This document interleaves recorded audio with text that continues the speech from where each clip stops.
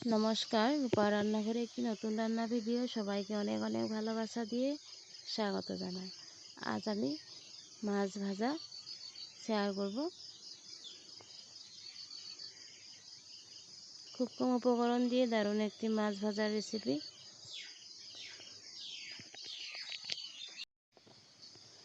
দেখুন, মাছ কেটে ধুয়ে নুন হলুদ মাখিয়ে নিয়েছি। ছোটো মাছগুলিকে এখন ভেজে নিব।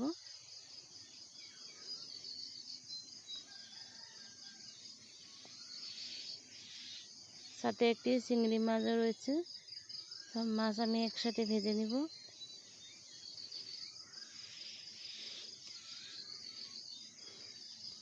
এই মাছ ভাজার রেসিপিটি বন্ধুরা গরম ভাতের সাথে খেতে অসাধারণ লাগে।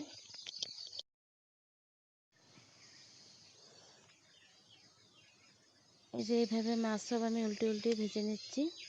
মাছগুলি আমার ভাজা হয়ে গেছে, তুলে নিব।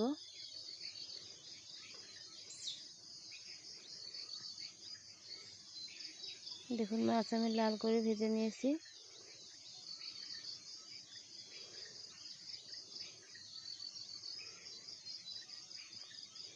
সব মাছ আমার ভাজা হয়ে গেছে।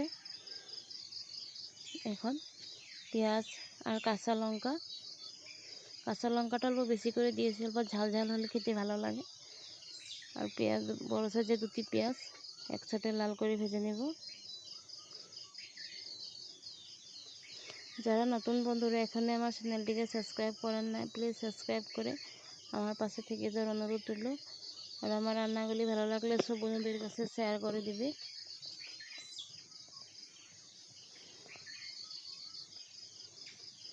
পেঁয়াজের মধ্যে সামান্য পরিমাণে নুন দিয়ে দিচ্ছি আর সামান্য পরিমাণে হলুদ দিয়ে দিচ্ছি।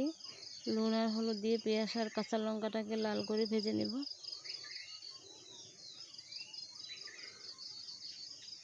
পেঁয়াজ আর কাঁচা লঙ্কাটা ভাজা আমার প্রায় হয়ে এসেছে।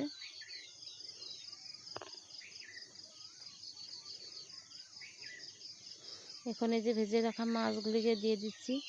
দিয়ে 5 মিনিট সময় খুব কম আছে ভেজে নিব একসাথে। এইভাবে মাছ ভাজা করলে পেঁয়াজ আর কাঁচা লঙ্কা দিয়ে বন্ধুরা গরম ভাতের সাথে খেতে অসাধারণ লাগে।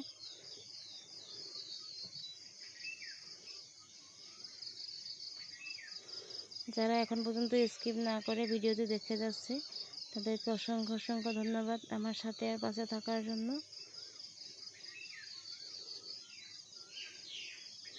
দেখুন, আমার মাছ ভাজাটি প্রায় হয়ে এসেছে। আমি এখন নামিয়ে নিয়েছি। কেমন হয়েছে বন্ধুরা কমেন্ট করে বলবে।